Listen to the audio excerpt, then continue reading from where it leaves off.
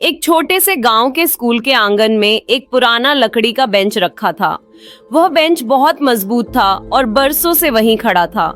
बच्चों की किलकारियां, खेल कूद, दोपहर की धूप से बचाव, बारिश से पहले छुप जाना, सब कुछ उस बेंच ने देखा था। उसी स्कूल में एक नटखट बच्चा पढ़ता था। नाम था अर्जुन।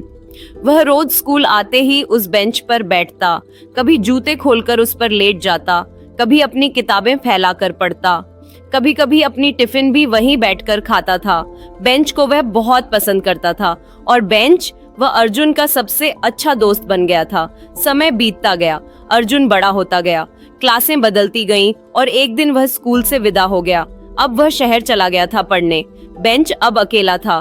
कभी कभी कोई नया बच्चा उस पर बैठ जाता, मगर अर्जुन जैसा कोई नहीं था जो उससे बातें करता, मुस्कुराता या बिना कारण भी उस पर झूम जाता।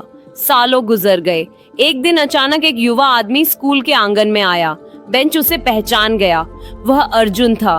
बेंच खुशी से चिल्लाया, अर्जुन, तुम आ गए? कितने सालों बाद दिखे हो। आओ बैठो, बातें करें जैसे पहले करते थे।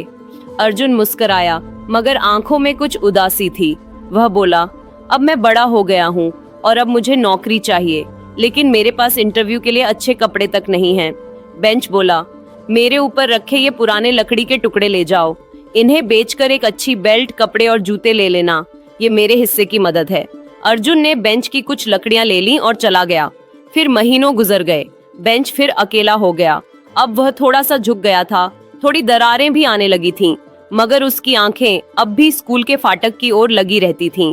फिर एक दिन अर्जुन दोबारा आया। अब वह और परिपक्व लग रहा था। साथ में उसकी पत्नी भी थी। बेंच, अब मेरा घर नहीं है, किराए के मकान में रहना मुश्किल हो रहा है। बेंच बोला, मेरे पैर अब कमजोर हो गए हैं, मगर तुम चाहो तो मेरी टांगे काटकर उन्हें बेचना, शायद उससे तुम्हारा घर बन सके। अर्जुन ने बेंच की टांगे काट ली। अब बेंच बैठने लायक नहीं बचा था। वह एक कोने में पड़ा रहा। अब कोई बच्चा भी उस पर नहीं बैठता था। वह बस एक टूटा हुआ टुकड़ा रह गया था अतीत का। समय गुजरता गया। बेंच की हालत खस्ता हो गई थी। वह अब धूल में छिप गया था, मगर उसका दिल अब भी धड़कता था, किसी पुराने दोस्त के इंतजार में।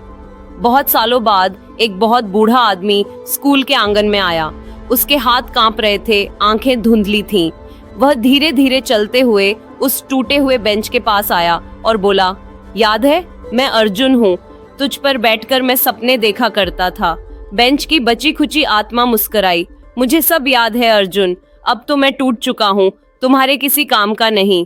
अर्जुन बोला, अब मुझे तुझसे कुछ नहीं चाहिए। अब मैं तेरे पास सिर्फ कुछ पल बिताने आया हूँ। इन थकी हड्डियों को तेरे पास रखकर थोड़ा चैन पाना चाहता हूँ।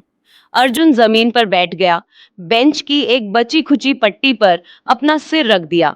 उसकी आंखें बंद हो गईं और तभी बेंच के भीतर कुछ हलचल हुई, जैसे उसकी टूटी लकड़ियों में जान लौट आई हो, जैसे पुराने पल फिर से लौट आए हों, जैसे एक मृत याद फिर से जीवित हो उठी हो।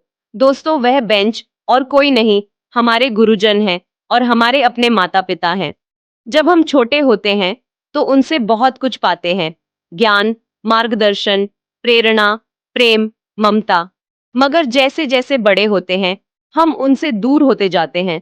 फिर जब जरूरत होती है तो लौटते हैं कुछ लेने के लिए, लेकिन जब वह भी थक जाते हैं, जब उनका शरीर जवाब देने लगता है, तब वे कुछ नहीं दे सकते, सिर्फ एक बात का इंतजार करते हैं, थोड़ा सा साथ, थोड़ा सा स्नेह।